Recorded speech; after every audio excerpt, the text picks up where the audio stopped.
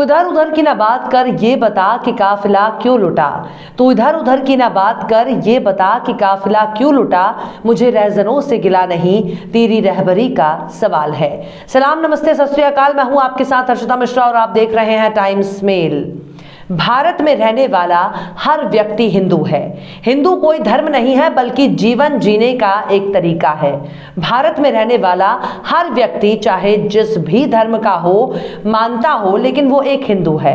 अगर वो मुसलमान भी है तो उसको मूल पहचान हिंदू ही है। भारत में रहने वाले मुसलमानों के पूर्वज हिंदू थे और मुसलमानों को, हिंदुओं को कोई खतरा नहीं है। मुसलमान भी देशभक्त होते हैं। मुसलमानों पर हमला करने वाला कभी हिंदू हो ही नहीं सकता, वगैरह वगैरह। ये तमाम प्रवचन टाइम्स मेल के नहीं बल्कि संघ प्रमुख मोहन भागवत के हैं, जो मौके और हालात के हिसाब से शब्द बदल बदल कर बात करते हैं। मोहन भागवत को देशभक्ति और राष्ट्रवाद का एक ऐसा नमूना मान सकते हैं जिनको चुनाव का इंतजार रहता है।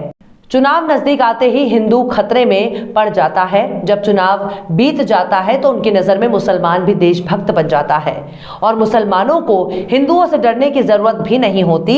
और तो और हिंदुओं पर मंडाने वाला खतरा भी अगला चुनाव आने तक टल जाता है। अब एक बार यूपी समेत कई राज्यों का चुनाव नजदीक आते ही मोहन भागवत को हिंदुओं के खतरे का डर सताने लगा है। इस चिंता में मोहन भागवत दिनों दिन सूखते जा रहे हैं। साल 2014 से पहले संघ की नजर में हिंदू खतरे में था, लेकिन 2014 में जब से आरएसएस का सियासी संगठन यानी बीजेपी की हुकूमत आई है, तब से हिंदुओं को किसी से डरने की कोई जरूरत नहीं, क्योंकि जिस देश के प्रधानमंत्री नरेंद्र मोदी हों, आरएसएस के स्वयं सेवक हों, उस देश के हिंदुओं को भला किससे खतरा हो सकता है। देश के प्रधानमंत्री से लेकर बड़े बड़े नौकरशाह और छोटे छोटे नेता भी संघ की विचारधारा वाले माने जाते हैं।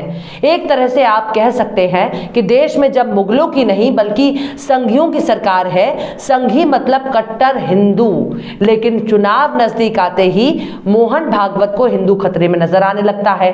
मतलब कि संघियों के सत्ता में आने से पहले भी हिंदू खतरे में था और मोदी के आने के बाद भी हिंदू खतरे में है, या फिर ये कहें कि मोदी के राज में भी हिंदू खतरे में है। मोहन भागवत की भाषा पर अगर गौर किया जाए तो ऐसा लगता है कि मोहन भागवत यही कहते हैं कि कोशिश कर रहे हैं कि हिंदुओं को अगर मुगलों के बाद किसी से खतरा है तो वो बीजेपी और खुद नरेंद्र मोदी से। यानी मोहन भागवत एक तरह से आरएसएस को ही हिंदुओं के खतरे के लिए जिम्मेदार मान रहे हैं। आखिर कैसे मोहन भागवत बार बार बदल रहे हैं अपने बयान और क्यों खतरे में आ गया है हिंदू, बताएंगे आपको और भी बहुत कुछ। लेकिन आप अगर हमारे चैनल पर नए हैं और पहली बार हमारी वीडियो को देख रहे हैं तो आप हमारे चैनल टाइम्स मेल को सब्सक्राइब कर लें, वीडियो को लाइक कर दें और बेल आइकन का नोटिफिकेशन बटन भी आप प्रेस कर दें, ताकि बिना देरी हमारी हर खबर आपको मिलती रहे। लौटते हैं अब खबर की तरफ। किसी भी शख्स की अगर असल पहचान और वजूद को जानना हो तो उसके इतिहास को खंगालना बहुत जरूरी है। इतिहास गवाह है कि जब हमारे बाप दादा अंग्रेजों के गुलाम से आजाद होने के लिए आजादी की लड़ाई लड़ रहे थे, तब संघ और उसके नेताओं ने किस तरह गद्दारी करके अंग्रेजों का साथ दिया और अंग्रेजों को अपना माई बाप माना। ये बात किसी से ढकी छुपी नहीं है। जब हमारे बाप दादा अपनी पीठ पर अंग्रेजों की लाठियां खा रहे थे, तब अंग्रेजों का दाना पानी खाकर संघी अपना वजन बढ़ा रहे थे। जब हमारे क्रांतिकारी फांसी के फंदे पर झूल रहे थे, तब संघी अंग्रेजों के चरणों में फूल बरसा रहे थे। जब हमारे क्रांतिकारी काला पानी की सजा काट रहे थे, तब संघियों के वीर माफीनामा लिख रहे थे। देश की आजादी के लिए एक भी लाठी ना खाने वाला आज हिंदुओं की चिंता कर रहे थे। अब एक बार फिर संघ प्रमुख मोहन भागवत ने हिंदू खतरे में है वाला राग अलापना शुरू कर दिया है। दरअसल हिंदुओं की संख्या को लेकर चिंता जाहिर करते हुए मोहन भागवत ने बड़ा दावा किया है। ग्वालियर में एक कार्यक्रम में बोलते हुए भागवत ने कहा कि हिंदुओं की संख्या और ताकत दोनों घट रही है। अगर मोहन भागवत के सिर्फ इसी बयान को ले लिया जाए तो हिंदू हृदय सम्राट नरेंद्र मोदी के रहते हुए हिंदू कमजोर हो गया। कई राज्यों में भाजपा की सरकार, यूपी में हिंदुओं के सबसे बड़े रक्षक योगी की सरकार, फिर भी हिंदू कमजोर हो गया। एमपी में शिवराज की सरकार, जिसमें गृह मंत्री हैं नरोत्तम मिश्रा, जिनको नींद में भी मुगलों के सपने आते हैं, फिर भी हिंदू खतरे में है। जिसके गृह मंत्री हो अमित शाह, फिर भी देश का हिंदू खतरे में है। और तो और सिर्फ खतरे में ही नहीं बल्कि कमजोर भी हो गया है। अब इसके आगे सुनिए कि भागवत ने और क्या क्या कहा है। मोहन भागवत ने कहा, आप देखेंगे कि हिंदुओं की संख्या और ताकत कम हो गई है या हिंदुत्व की भावना कम हो गई है। अगर हिंदू बने रहना चाहते हैं तो भारत को अखंड बनाना होगा। तो चलिए भागवत के इसी लाइन पर भी गौर कर लेते हैं। भागवत को यह बताना चाहिए कि गिरिराज से लेकर साक्षी और भी बड़े बड़े हिंदुत्व के ठेकेदारों की अपील के बावजूद भी हिंदुओं ने 4-4 बच्चे क्यों नहीं पैदा किए। आखिर कैसे हिंदुओं की संख्या की कम हो गई है। भागवत को यह भी बताना चाहिए कि अभी तो कोई भी ताजा जनगणना नहीं कराई गई है, तो फिर भागवत ही कैसे पता लगाएगा कि हिंदुओं की संख्या घट रही है। अगर हिंदुत्व की भावना कम हो रही है, इसके पीछे की वजह क्या है। क्या हिंदुओं को हिंदुत्व की भावना जगाए रखने के लिए दिन रात जगराता करना चाहिए या फिर गोला बारूद से लेस होकर पड़ोसी के घर पर धावा बोल देना चाहिए। आखिर कैसे हिंदुत्व की सोई हुई भावना को जगाया जाए। मोहन भागवत अखंड भारत की बात करते हैं, लेकिन क्या अखंड भारत के लोगों को मोहन भागवत स्वीकार करेंगे। भारत की आजादी से पहले मौजूदा पाकिस्तान भी भारत था, आज का बांग्लादेश भी भारत था, लेकिन बांग्लादेश और पाकिस्तान को फिर भारत में मिलाने से अखंड भारत का सपना पूरा हो जाएगा। संघ की शाखाओं में भाषणबाजी करना और बात है, लेकिन दुनिया में नजर उठाकर देखने से पता चलता है कि मोहन भागवत और उनकी सोच भारत को कहां से कहां ले जाना चाहती है। मोहन भागवत को बताना चाहिए कि भारत को अखंड बनाने के लिए कब और कैसे पाकिस्तान बांग्लादेश पर हमला करना होगा। भागवत को यह भी बताना चाहिए कि चीन ने जिन जमीनों पर कब्जा कर लिया है और हटने को तैयार नहीं, वो भी भारत की भूमि है। कम से कम भागवत को बताना चाहिए चीन पर हमला करके उसे कब सबक सिखाना चाहिए। ग्वालियर में अपने प्रवचन में भागवत ने यह भी कहा कि हिंदू और भारत अलग अलग नहीं हो सकते हैं। उन्होंने जोर देते हुए कहा कि भारत को भारत रहना है तो भारत को हिंदू रहना पड़ेगा। उन्होंने कहा कि हिंदू के बिना भारत नहीं और भारत के बिना हिंदू नहीं। उन्होंने आगे कहा कि हिंदुओं की शक्ति कम होगी तो भारत कमजोर होगा। अगर हम हिंदुओं को देश से अलग कर देंगे तो कोई इतिहास नहीं रहेगा। अब भागवत के प्रवचन के इस हिस्से को देखा जाए तो कोई अदृश्य शक्ति भागवत को नजर आ रही है जो हिंदुओं को भारत से अलग करना चाहती है।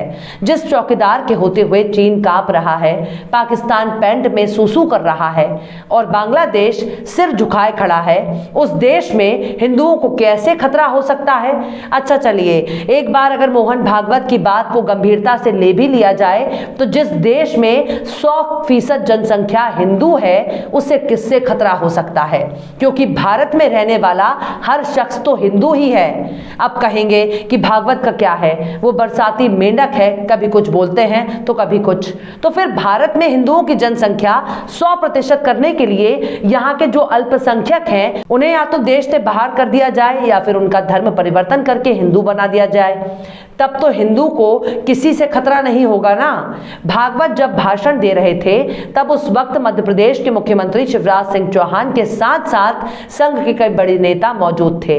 ये पहली बार नहीं है जब मोहन भागवत ने हिंदुओं को लेकर इस तरह का बयान दिया हो।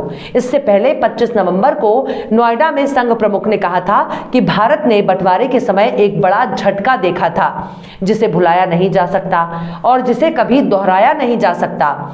अब भागवत ने यह भी कहा था कि भारत की विचारधारा सबको साथ लेकर चलने की है। यह कोई विचारधारा नहीं है जो खुद को सही और दूसरों को गलत मानती है। हालांकि इस्लामिक आक्रमणकारियों की विचारधारा दूसरों को गलत और खुद को सही मानने की थी। अंग्रेजों की सोच भी एक जैसी थी। यह अतीत में संघर्ष का मुख्य कारण था। भागवत ने इसी कार्यक्रम में चेतावनी के लहजे में कहा था कि ये 2021 का भारत है, 1947 का नहीं। बंटवारा एक बार हुआ है, दोबारा नहीं होगा। जो लोग सोचते हैं ये खुद बर्बाद हो जाएंगे।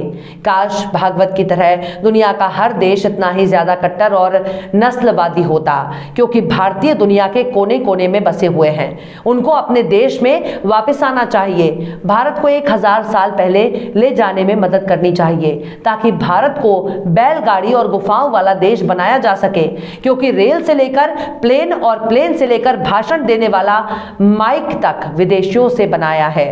भारत में पुष्पक विमान बनाया है जिस पर भागवत भी घूम सकते हैं और मोदी भी।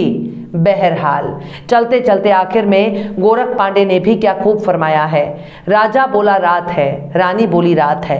राजा बोला रात है, रानी बोली रात है, मंत्री बोला रात है, संतरी बोला रात है, सब बोलो रात है। ये सुबह सुबह की बात है।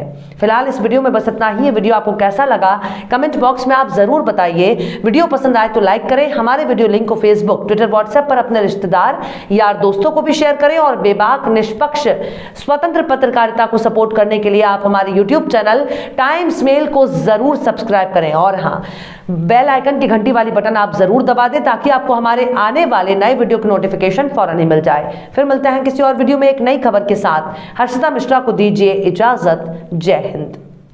तो देख लिया आपने हमारे इस वीडियो को। हमें उम्मीद है कि आपने हमारे वीडियो को लाइक किया होगा और दूसरों को भी शेयर किया होगा।